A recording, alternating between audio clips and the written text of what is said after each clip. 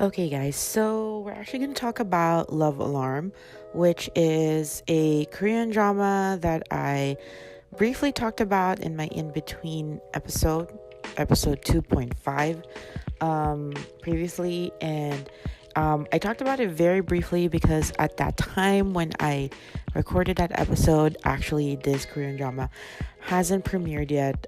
It has since then premiered on Netflix. I think towards like August, end of August ish, when I was on vacation. So I actually just got back from vacation and my flight got back today or yesterday, technically. And I had downloaded the episodes from Netflix to watch on my flight. And I've actually watched, I think, like about 3 or 4 episodes so far. So, that has been like my experience of it so far. Anyways, Love Alarm stars Kim Sohyun, Kang, and Jung Garam. I'm gonna talk a little bit about the description of the story. Um, Love Alarm is a story about a disruptive technology in which an app lets you know if someone within 10 meters is attracted to you. Kim Jojo, who is played by Kim Sohyun, is a high school student who juggles several part-time jobs to support her grandma. Her past hides a painful truth that she tries to hide. Wang Suno, he's played by Song Kang, is a handsome model who grew up in a rich political family, but in reality hates the embarrassing actions of his parents. Can't really talk, huh? He desperately seeks the approval of his mom, a famous actress. His best friend, Lee Hae-young, played by Jung Garam, is loyal to a fault, which becomes a problem when both him and Sunho falls for Jojo. So that was like a brief kind of rundown on what the story is about.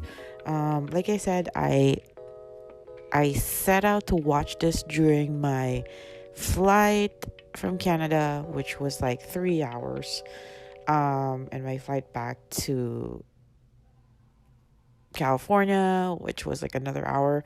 So it was a total of about 4 episodes because they're about almost an hour, I think, which is fun to watch when you're stuck in a plane and you don't want to pay for Wi-Fi. Um, first impressions on it. Let me talk about the title is Love Alarm. The Korean title is Joahameon Olinun. I think that's how you pronounce it. It's based on a webtoon written by Chon Kye-young. And like I said, it started airing on Netflix starting August. So last month, barely. Let me talk about Kim Jojo. Played by Kim Sohyun. She is a very quite a prominent child actress, most famously known for me from Moon Embracing the Sun in 2012. She played one of the younger child versions or teen versions of one of the characters. But she's played a lot of child roles in her career. She's transitioning to more teen, kind of like more mature roles recently. So she I haven't really watched a lot of her more recent dramas, but she kind of has she's pretty, but she has kind of a plain Jane look on this drama. So that kind of adds to the whole idea of like, these two popular guys suddenly falling in love with her.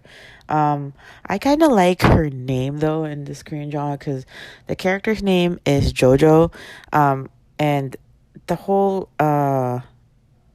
name of the app which they talk about, Love Alarm, is Jo Alarm. Like that's how they nickname it for Joa, which is like liking someone in Korean. So even her name kind of is like a pun on the app itself and the Korean drama, like Jojo or like Joa. So I really enjoyed that. I found that really funny.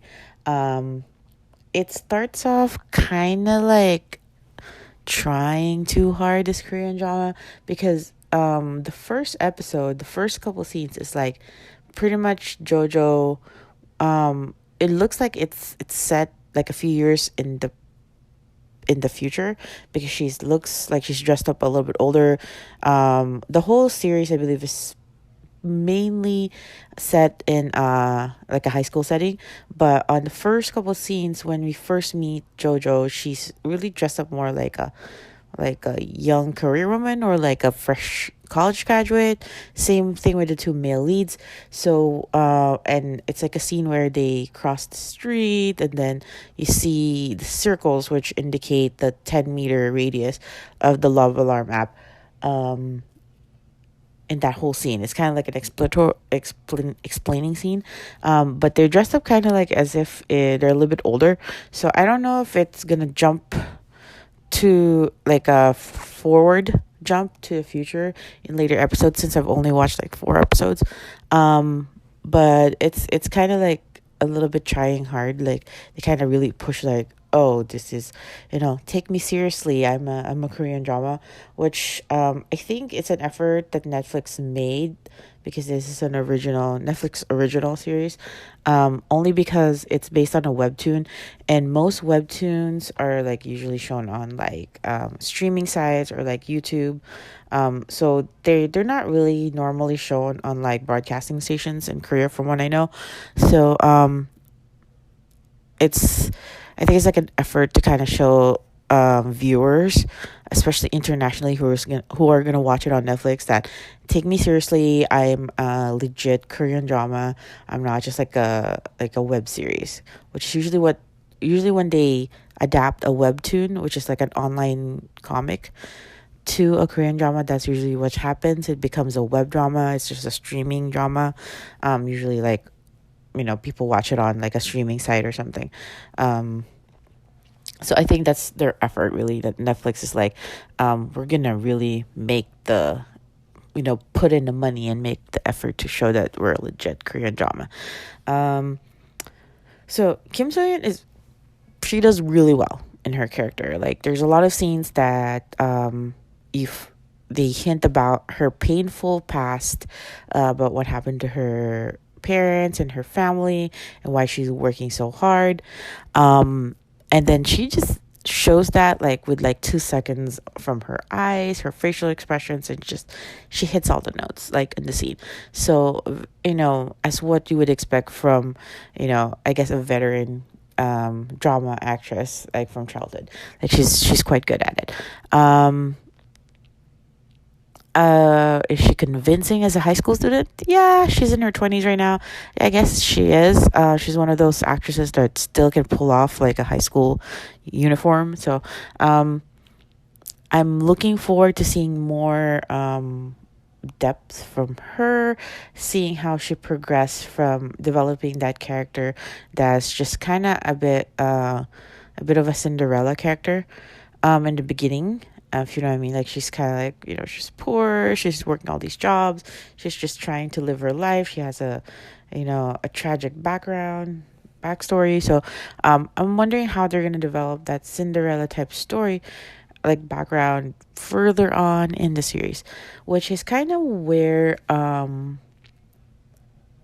Sono, played by Song Kang, the character is this pretty much this rich poor boy kind of living a life in like a mansion, but he desperately yearns for affection from his mom, his parents in general, and but he's like a heartthrob in school, kind of pretty much that like chaebol prince character that you usually see in Korean dramas. So that's where I kind of like saw that theme going on from the beginning, that Jojo is like the Cinderella character, and potentially Suno is gonna be the white knight, like the Prince Charming character. Maybe he kind of fits that mold. He's also, his character is, in the beginning, is a little bit of a tsundere, like that kind of snobbish, like arrogant, but then that quickly like goes away after like the first like half of the first episode. So I'm not really too sure which direction they're putting his character towards. In like episode 2, episode 3, he seems very caring, and he seems to genuinely like Jojo. And they start dating. because it just happens that both of their their love alarm rings at the same time. But there's also this dynamic between him and Jung Garam's character Young, who is his best friend, his childhood friend, who pretty much is the kid of his nanny, that has got seen him as at his worst as a child. So I'm not sure, since Jung Garam's character also likes JoJo, but secretly. I don't know how that's gonna play out. Like, is it like bros before hoes, or what's gonna go on? Like, I'm not really too sure by the last episode that I saw today at episode 4.